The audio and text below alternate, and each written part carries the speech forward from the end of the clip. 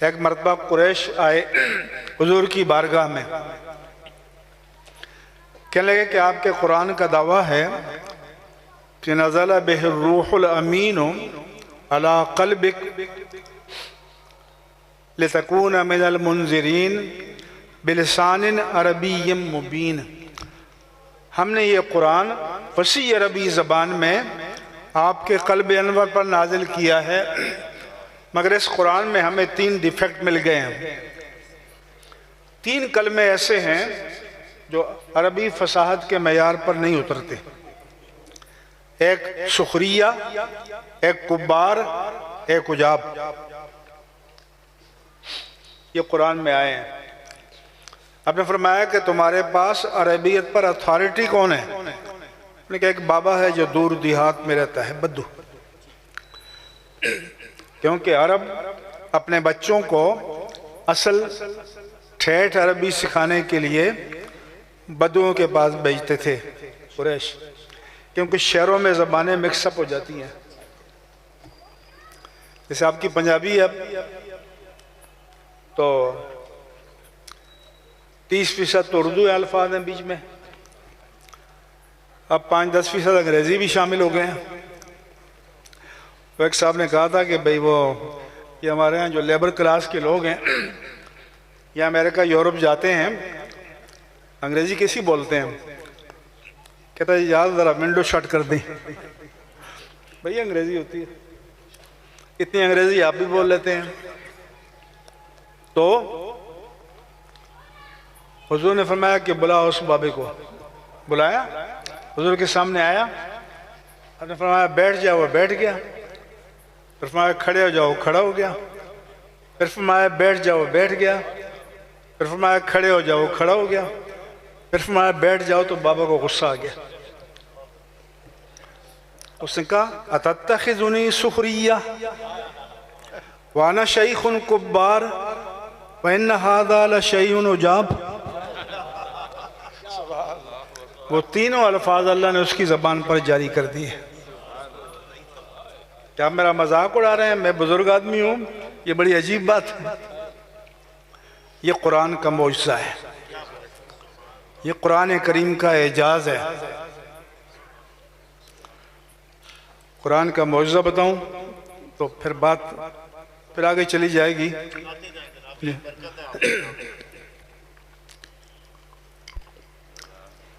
سورہ الرحمن میں آیت ہے یا معاشر الجن والانس ان استطعتم ان تنفذوا من اقطار السماوات والارض فانفذوا لا تنفذون الا بسلطان۔ شیخ الہند نے اور ان کے علماء نے ترجمہ کیا، اے جنوں اور انسانوں کے گروہ، اگر تم زمین اور آسمانوں کی حدوں سے نکل سکتے ہو تو نکل کر دیکھ لو، کوشش کر لو۔ تم نہیں نکل پاؤ گے مگر طاقت سے، اور طاقت تو ہے نہیں۔ یہ ترجمہ کیا۔ اگر اس ترجمے کو مانے تو آج انسان نے راکٹ داغا اور زمین کے گریویٹی سرکل سے نکل گیا، دائرہ کشش سے۔ راکٹ داغا تو چاند کے سرکل میں داخل ہو گیا اور سیاروں کے حدود میں داخل ہو رہا ہے۔ واپس راکٹ داغا تو زمین کے گریویٹی سرکل میں داخل ہو گیا۔ وہ کہیں گے بھی آپ کے تو قرآن نے کہا تھا کہ کوئی نہیں نکل سکتا، دیکھو نکل رہے ہیں۔ مگر امام اہل سنت کا یہ ترجمہ نہیں ہے، ہمارے علماء کا نہیں ہے۔ سلطان کے 3 معنی ہیں، طاقت، حجت، سلطنت۔ تو امام اہل سنت نے ترجمہ کیا کہ جنوں اور انسانوں کے گروہ، اگر تم زمین اور آسمانوں کی حدوں سے نکل سکتے ہو تو نکل کر دیکھ لو، تم جہاں بھی نکل کر جاؤ گی اسی کی بادشاہت ہے۔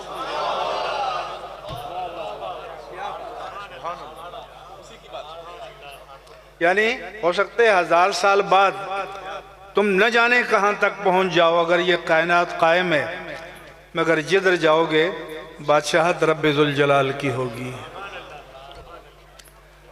تو اس لیے قرآن کا ترجمہ کرنے کے لیے صرف عربی آنا ضروری نہیں ہے،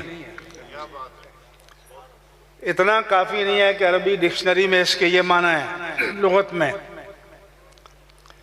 یہ بھی جاننا چاہیے کہ یہ لفظ کس کے لیے آیا ہے۔ اور جو ترجمہ ہم کرنے جا رہے ہیں وہ اس ذات کے شایان شان ہے یا نہیں ہے؟ تو جو اہل عقیدت و محبت ہیں وہ بلائنڈلی ٹرانسلیشن نہیں کرتے، ہوش سے کرتے ہیں۔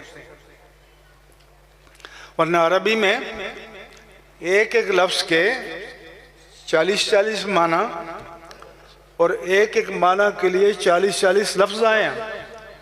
صرف اونٹ کے لیے قرآن مجید میں 9 کلمات آئے ہیں، خود قرآن مجید میں۔ شعر کے لیے عربی زبان میں کتنے کلمات آئے ہیں؟ مثلا قرآن کی آیت ہے وَظَنُّونَ اِذْ ذَهَبَ مُغَاضِبًا، اور مچھلی والے نبی یونس علیہ السلام جب وہ قوم سے ناراض ہو کر چلے گئے، وَظَنَّ، انہوں نے گمان کیا، أَلَّن نَقْدِرَ عَلَيْهِ، کہ ہم اس پر قابو نہیں پا سکیں گے۔ شیخ الہند کا ترجمہ۔ بولو، ہم تو گناہگار لوگ ہیں نا، ہم میں سے کوئی یہ سوچ سکتا ہے کہ اللہ قابو نہیں پا سکے گا؟ بولو، ہم میں سے کوئی اللہ کی ذات کے بارے میں گمان کر سکتا ہے کہ وہ ہم پر قابو نہیں پا سکے گا؟ تو پھر نبی کر سکتے ہیں؟ تو قدرہ یقدرو کے ایک معنی قدرت کے ہیں، انہوں نے لغت میں دیکھا تو فٹ کر دیا، یہ نہیں سوچا کہ یہ کس کے لیے ہے۔ تو اسی کے دوسرے معنی تنگی کے ہیں، ان اللہ یبسط الرزق لمن یشاء ویقدر، اللہ جس کے لیے چاہتا ہے رزق کو کشادہ کرتا ہے اور جس کے لیے چاہتا ہے تنگ کرتا ہے۔ تو امام اہل سنت نے کیا تو انہوں نے گمان کیا کہ ہم ان پر تنگی نہیں کریں گے، یعنی ان سے باز پرس نہیں کریں گے، وہ چلے گئے، یہ نہیں فرمایا کہ قابو نہیں پائیں گے۔ اس لیے یہ بھی ضروری ہے کہ قرآن میں اگر اللہ کی ذات کے لیے کوئی کلمہ آیا تو اس کے شایان شان معنی کیا ہیں، اللہ کے نبی کے لیے کوئی کلمہ آیا تو اس کے شایان شان معنی کیا ہیں، اللہ کے ولی کے لیے کوئی کلمہ آیا تو اس کے شایان شان معنی کیا ہیں، یہ جاننا ضروری ہے۔ مگر اس کے لیے آپ کو علماء اہل سنت سے جڑنا ہوگا، نعت خوانوں اور قوالوں سے نہیں، عاملوں سے نہیں، علماء سے جڑنا ہوگا۔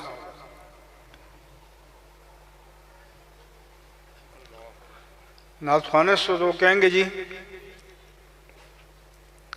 نبی آسرا ہے سارے جہان دا، نبی دا آسرا ماں حسین دی،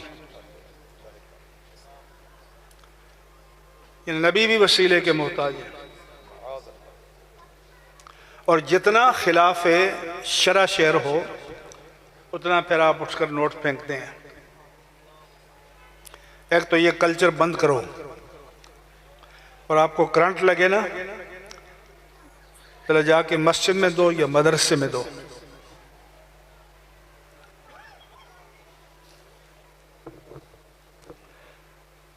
یہ میں جو 30 سال سے لگا ہوں تو کیوں؟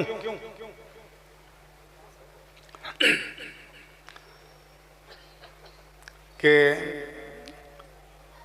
اپنی محبت کی تقسیم یوں میں نے جبیں خدا کے لیے دل مصطفیٰ کے لیے۔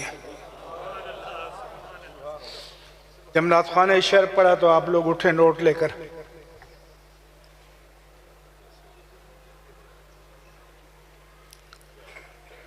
آپ نے اس کے معنی پر غور کیا کہ رب مصطفیٰ سے کہہ رہا ہے کہ اللہ جب میں تیری بارگاہ میں سجدہ کرتا ہوں تو دل تیرے ساتھ نہیں ہوتا. یہ سجدہ تو میرے آقا نے نہیں سکھایا. اگر کچھ قرآن و حدیث پڑھا ہوتا، دین پڑھا ہوتا، علماء سے جڑے ہوتے، یہ تو طالبین ہی پڑھ لیتے. غوث العظم کی وہاں بھی یہ حدیث لکھی ہے کہ حضور کا سجدہ کیا تھا کہ اللہم سجد لک سوادی و جنانی. اے اللہ، جب میں تیری بارگاہ میں سجدہ ریز ہوتا ہوں تو میرا قالب بھی جھکتا ہے، میرا قلب بھی جھکتا ہے.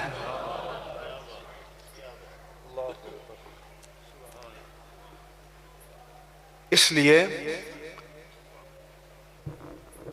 میرا اور میں آپ سب پر حجت قائم کر رہا ہوں کہ کوئی یہ نہ کہے کہ کسی نے ہمیں بتایا نہیں تھا. آپ کو بار بار بتاتا ہوں، بار بار متوجہ کرتا ہوں کہ اپنے دین کو، ایمان کو، عقیدے کو، مسلک کو بچانا ہو تو پھر صحیح العقیدہ علماء اہل سنت و جماعت کے ساتھ وابستہ ہو جاؤ. اپنے آپ کو نعت خوانوں، قوالوں اور عاملوں کے حوالے مت کرو، چونکہ آپ نے لنگر بھی کھانا ہے. وَمَا عَلَيَّ إِلَّا الْبَلَاغُ الْمُبِينُ. ٹھنڈا ہو جائے گا. اکبر صاحب دو شعر سلام.